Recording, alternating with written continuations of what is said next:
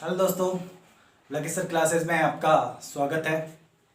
आज अपन पढ़ने जा रहे हैं लेखांकन शब्दावली। क्या होती है लेखांकन शब्दावली?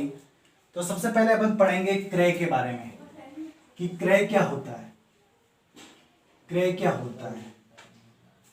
तो क्रय का अर्थ होता है किसी भी वस्तु को खरीदना, किसी भी वस्तु को खरीदना, किसी भी वस्तु को खरीदना। लेकिन इसको क्रय नहीं बोला जा सकता, इसको कॉमर्स में क्रय नहीं बोला जा सकता। क्यों? क्योंकि इसमें क्रय के लिए क्या जरूरी है? इसमें क्रय के लिए ये जरूरी है कि अपन जिस वस्तु का व्यापार कर रहे हैं उसी वस्तु को खरीदते हैं तो क्रय कहलाता है, तथा उसका उद्देश्य पूर्ण विक्रय होना चाहिए। क्या होना चाहिए? पूर्ण विक्रय होना चाहिए। तो ध्यान दीजिएगा कि कोई भी वस्तु जो पूर्ण विक्रय के उद्देश्य से खरीदी गई है उसे ही अपन क्या बोलेंगे? क्रय बोलेंगे। बाकी वस्तुओं को अपन नहीं बोलेंगे। जैसे कि मान लीजिएगा एक कपड़े की दुकान वाला बेचने के उद्देश्य से कपड़ा खरीदता है, कपड़ा खरीदता है तो वह उसका क्या कहलाएगा? क्रय कहलाएगा।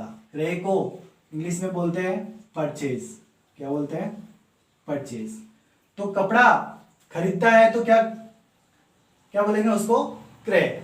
लेकिन यही दुकानदार अगर अपनी दुकान हेतु फर्नीचर खरीदता है तो यह क्रय नहीं माना जाएगा। इसको क्या माना जाएगा? इसको संपत्ति माना जाएगा। क्या माना जाएगा? संपत्ति। तो ये समझ में आ गया होगा। अब अपन पढ़ते हैं दूसरा, विक्रय क्या है? विक्रय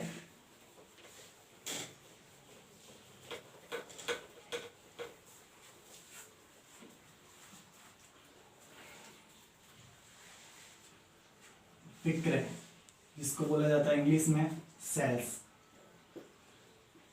ये क्या है?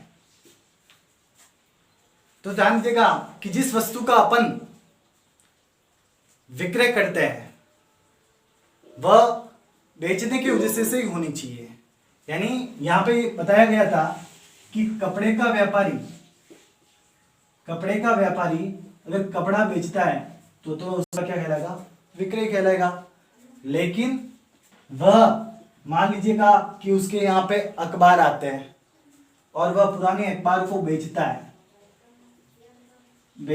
रद्दी को बेचता है, तो ये उसका विक्रय नहीं कहलाएगा, विक्रय नहीं कहलाएगा। तो जो व्यापारी जिस वस्तु का व्यवसाय करते हैं उसी को अगर बेचता है तो उसे क्या कहा जाएगा? विक्रय कहा जाएगा। नेक्स्ट वर्ड है क्रय वापसी। क्रय वापसी जिसको बोलते हैं परचेज रिटर्न। Purchase return. हमने वस्तु को विक्रय करने के उद्देश्य से क्रय किया है। किसी वस्तु को अपन ने विक्रय करने के उद्देश्य से क्या किया था? क्रय किया। लेकिन उसमें कुछ डिफेक्ट आ गई, उसमें कुछ खराबियां आ गई, यानी उसमें कोई त्रुटि रह गई थी, तो हमने उसको क्या कर दिया? रिटर्न कर दिया। तो वह क्या कहलाएगा? क्रय वापसी कहलाएगा। उसी प्रकार एक और वर्ड होता है विक्रय वापसी। विक्रय वापसी यानी सेल्स रिटर्न। Sales return.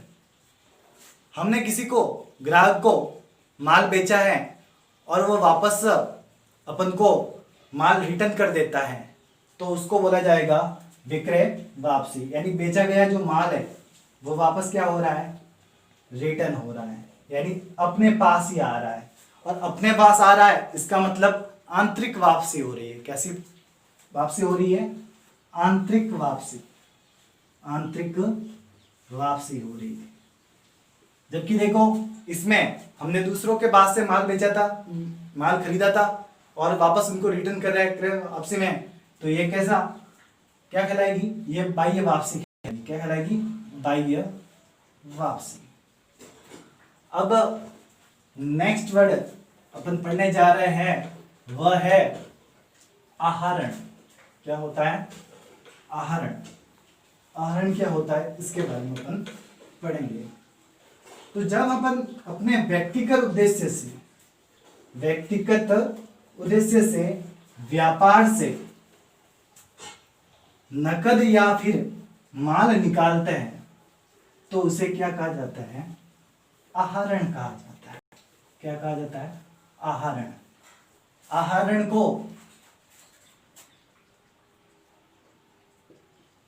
को इंग्लिश में क्या कहा जाता है? ड्राइंग्स। यानी अपने व्यक्तिगत उद्देश्य हेतु व्यापार से पैसा निकालना या फिर माल निकालना क्या कहलाता है? आहरण कहलाता है। आहरण कहलाता है।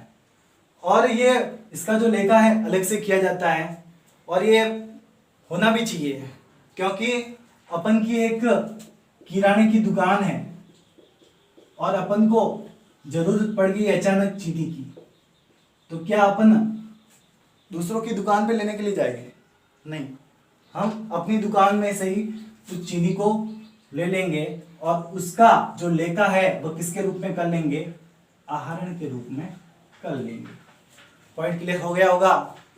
नेक्स्ट पढ़ते हैं पूंजी। पूंजी क्या होती है?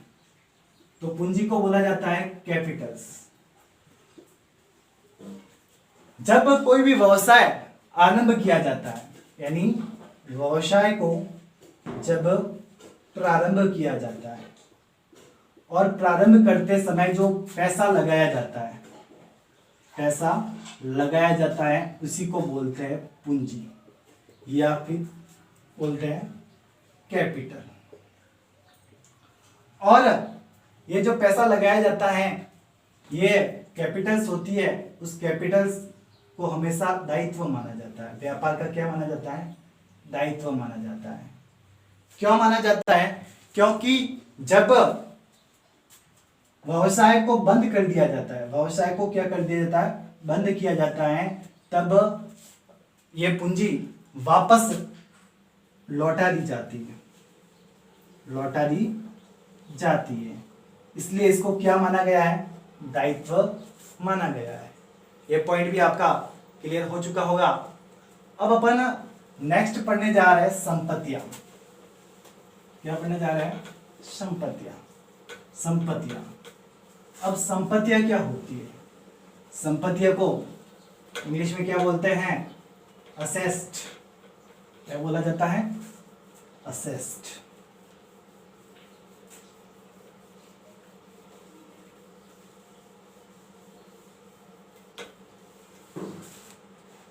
असेस्ट यानी संपत्तियां।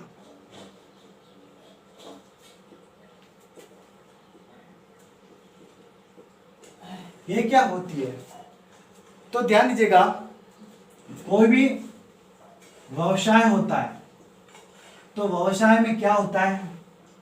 कैश बैलेंस भी होता है, बैंक बैलेंस भी होता है, बहुत सारे स्टॉक्स भी होते हैं, यानी बहुत सारी मशीन्स भी होती है, बिल्डिंग भी होती है, प्लांट मशीनरी वगैरह होते हैं। तो ये व्यवसाय के क्या होते हैं? सभी संसाधन होते हैं। क्या होता है? संसाधन। और ये संसाधन क्यों रखे जाते हैं? ताकि भविष्य में क्या मिल सके? लाभ मिल सके। क्या मिल सके? लाभ मिल सके। तो इन संसाधनों को ही क्या माना जाता है? संपत्तियां माना जाता है। क्या माना जाता है? इन संसाधनों को क्या माना जाता है? संपत्तियां माना जाता है, जो व्यवसाय के पास में होती है। अब देखिएगा, संपत्तियां भी अलग अलग प्रकार की होती है। जैसे कि मान लीजिएगा पहली होती है स्थायी संपत्तियां। स्थायी संपत्तियां, स्थायी संपत्ति। अब स्थायी संपत्ति क्या होती है, स्थायी संपत्ति के बारे में पढ़ेंगे। तो ऐसी संपत्ति जो व्यवसाय द्वारा दीर्घकाल तक उपयोग हेतु खरीदी जाती है और उसके लाभ भी दीर्घकाल तक मिलते रहते हैं, उसे कहते हैं स्थायी संपत्ति। जैसे कि कोई बड़ा सा प्लांट खरीद लिया, मशीन खरीद ली, भवन खरीद लिया, तो वह क्या कहलाती है, स्थायी संपत्ति कहलाती है। दूसरी संपत्ति चालू संपत्ति। चालू संपत्ति ऐसी संपत्तियां जिनको एक वर्ष के अंदर नकद में कन्वर्ट किया जाता है। नकद में क्या किया जाता है, परिवर्तित किया जाता है। उन्हें क्या कहते हैं, चालू संपत्तियां कहते हैं। जैसे कि डेटर्स, देनदार, बिल रिसीवेबल्स, उसी प्रकार स्टॉक्स। तो एक ऐसी संपत्तियां होती है, चालू संपत्तियां होती है। उसी प्रकार एक और संपत्ति होती है अदृश्य संपत्ति। संपत्तियों को बड़े रूप से दो भागों में बांटा जा सकता है, अदृश्य और दृश्य, इंटेंजिबल और टेंजिबल संपत्तियां। अब देखिएगा दृश्य संपत्तियां कैसे कहते हैं। तो ऐसी संपत्तियां जिसका क्या होता है, भौतिक स्वरूप होता है, भौतिक स्वरूप होता है, तो उन्हें तो कहा जाता है दृश्य संपत्तियां। जैसे कि बिल्डिंग्स है, प्लांट है, मशीन है, मोटर्स है, ये क्या है, दृश्य संपत्तियां। एक होता है अदृश्य संपत्तियां। अदृश्य संपत्तियां जिसका कोई भौतिक स्वरूप नहीं होता, जिसका कोई भौतिक स्वरूप नहीं होता, उसे केवल क्या किया जाता है, महसूस किया जाता है। उदाहरण के लिए ख्याति, गुडविल। उसी प्रकार कॉपीराइट्स, पेटेंट्स। तो ये क्या है, अदृश्य संपत्तियां है। एक होती है काल्पनिक संपत्तियां। कौन सी होती है, काल्पनिक संपत्तियां। लेकिन ये ज्यादा इंपॉर्टेंट नहीं है, ये केवल कल्पना में बनाई जाती है। यानी जब व्यवसाय बहुत सारी हानि में होता है, व्यापार हानि में होता है, तब उसका लेखा करने के लिए इसका सहारा लिया जाता है, जो इंपॉर्टेंट नहीं है। अब देखते हैं, संपत्तियां हो गया आपका। अब अपन पढ़ेंगे दायित्व के बारे में। दायित्व क्या होता है, दायित्व के बारे में पढ़ेंगे। दायित्व को इंग्लिश में क्या कहा जाता है, लाइबिलिटीज।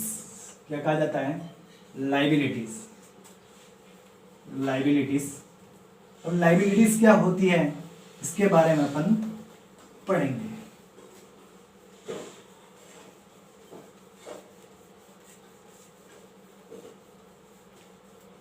लाइबिलिटीज क्या होती है, इसके बारे में अपन पढ़ेंगे, यानी दायित्व के बारे में पढ़ेंगे। इसके बारे में, दायित्व के बारे में। दायित्व को क्या बोला जाता था, लाइबिलिटीज बोला जाता था। यानी अगर मान लीजिएगा व्यवसाय, अपना जो व्यवसाय है, व्यवसाय से पैसा मांगता है, अपन को किसी को पैसा देना है, तो उसको अपन क्या बोलते हैं, दायित्व बोलते हैं। जिसको अपन नकद में चुका के उनकी पूर्ति करते हैं, तो ये होता है दायित्व। अब दायित्व भी अलग अलग प्रकार के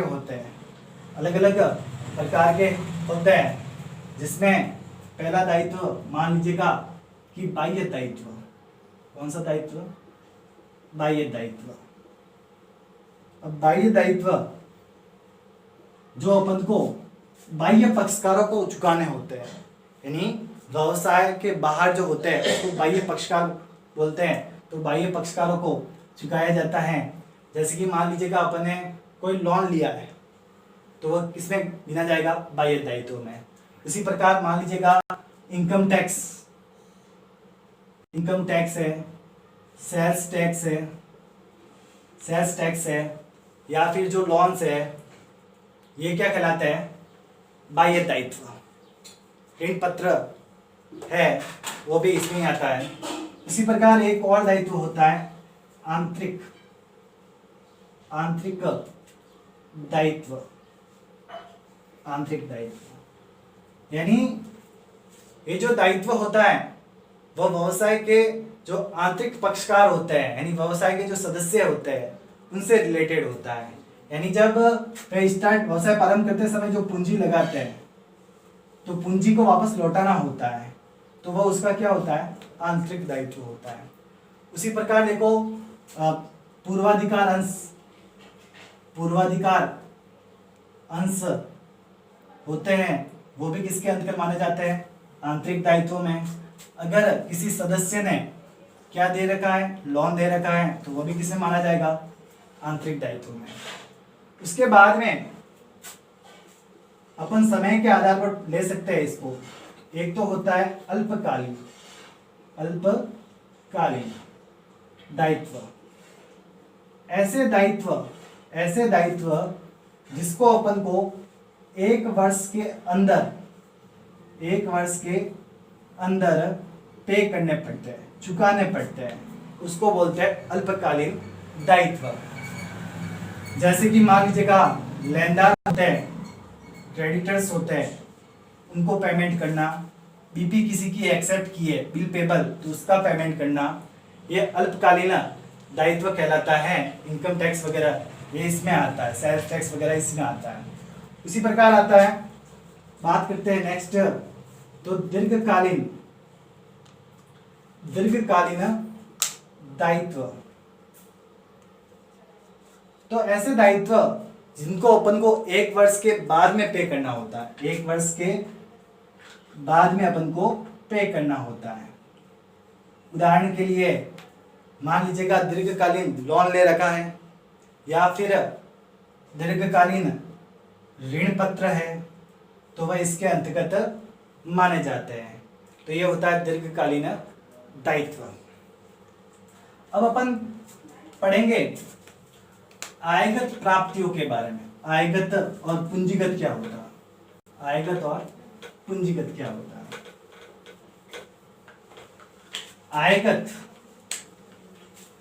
आयगत का मतलब क्या होता है, जो नियमित प्रकृति के होते हैं। कैसी प्रकृति के होती है, उनकी नियमित होती है। और पूंजीगत इनकी जो प्रकृति होती है कभी कभार होती है। कैसी होती है, कभी कभार, यानी कभी कभी ही प्राप्त होते हैं। देखिएगा एक होता है आयगत, एक होता है पूंजीगत। इनका संबंध नियमित होता है या फिर यह आवर्तक प्रकृति के होते हैं। कैसे होते हैं, प्रकृति के होते हैं, और ये समय समय पर मिलते रहते हैं। जैसे कि मान लीजिएगा बात करें आयगत प्राप्तियों की बात करें, ये तो नियमित एवं आवर्तक होते हैं, और ये क्या होता है, कभी कभार अनियमित रूप से होते हैं। अब देखना आयगत प्राप्तियों की बात करते हैं। तो ध्यान दीजिएगा, जैसे कि भवन का किराया है, अपन को किसी के भवन का किराया मिल रहा है, तो वह किस में गिना जाएगा, आयगत प्राप्ति में। उसी प्रकार अपन को मिल रहा है, जैसे कि कमीशन मिल रहा है, वेतन मिल रहा है, तो ये किस में गिना जाएगा, आयगत प्राप्ति में। और पूंजीगत प्राप्ति का मतलब क्या होता है, यानी अपन ने किसी संपत्ति को अपन ने क्या कर दिया, सेल कर दिया, तो उससे जो पैसा प्राप्त होगा उसको अपन क्या कहेंगे, पूंजीगत प्राप्ति। इसी प्रकार देखिएगा, बात करते हैं अपन व्यय की। कौन से व्यय? आयगत व्यय। ऐसे व्यय जो व्यवसाय के कार्य को संचालित करने के लिए प्रतिदिन व्यय किए जाते हैं, प्रतिदिन व्यय किए जाते हैं या दैनिक रूप से व्यय किए जाते हैं। जैसे कि मान लीजिएगा कि चाय पानी, रिफ्रेशमेंट, या फिर मान लीजिएगा स्टेशनरी का सामान है, या फिर मान लीजिएगा कोई दलाली वगैरह है, तो ये इसके अंतर्गत माना जाता है। जबकि पूंजीगत व्यय क्या होते हैं? पूंजीगत व्यय क्या होते हैं? तो जो व्यय व्यवसाय की क्षमता बढ़ाने के उद्देश्य से किए जाते हैं। जैसे कि मान लीजिएगा कोई मशीन खराब हो गई, तो अब उनके बिना काम नहीं चलेगा, तो उनकी मरम्मत कराई गई, तो ये ऐसे व्यय होते हैं ना, वह क्या कहलाते हैं? पूंजीगत व्यय। या फिर कोई मशीन खरीद ली, तो ये व्यय किसमें आएगा? पूंजीगत व्यय में आएगा। अब अपन बात करते हैं, एक होता है प्रत्यक्ष खर्चा, और एक होता है अप्रत्यक्ष खर्चा। प्रत्यक्ष खर्चा और अप्रत्यक्ष खर्चा। प्रत्यक्ष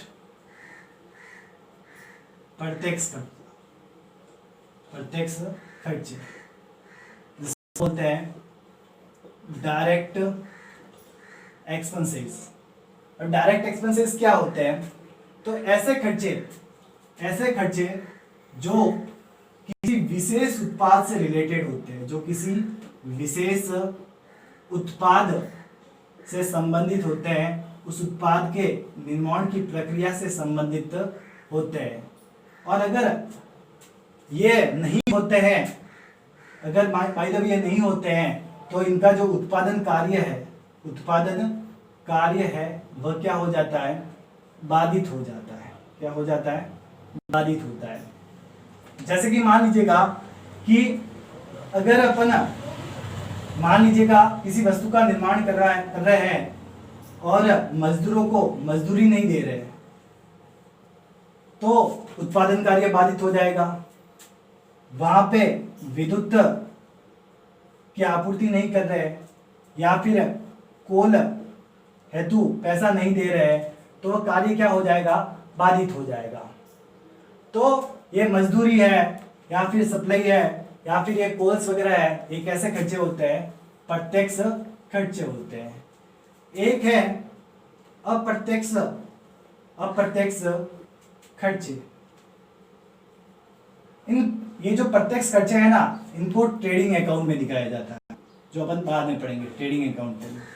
अब आता है अप्रत्यक्ष खर्चे, यानी इनडायरेक्ट खर्चे। ऐसे खर्चे जो दो या अधिक उत्पादों से संबंधित होते हैं। जैसे कि मान लीजिएगा कि एक कारखाना है, उसमें बहुत सारी वस्तुओं का उत्पादन हो रहा है, तो वहां पे जो कर्मचारी है उनको वेतन दिया जा रहा है, या फिर कमीशन दिया जा रहा है, या फिर भवन का जो किराया है, या फिर मान लीजिएगा उस पर जो डेप्रिसिएशन लग रहा है, तो ये कैसे खर्चे हैं? अप्रत्यक्ष खर्चे हैं। आपको ये समझ में आ गया होगा। अब ये शब्दावली हो गई है, नेक्स्ट वीडियो में अपन और पढ़ेंगे।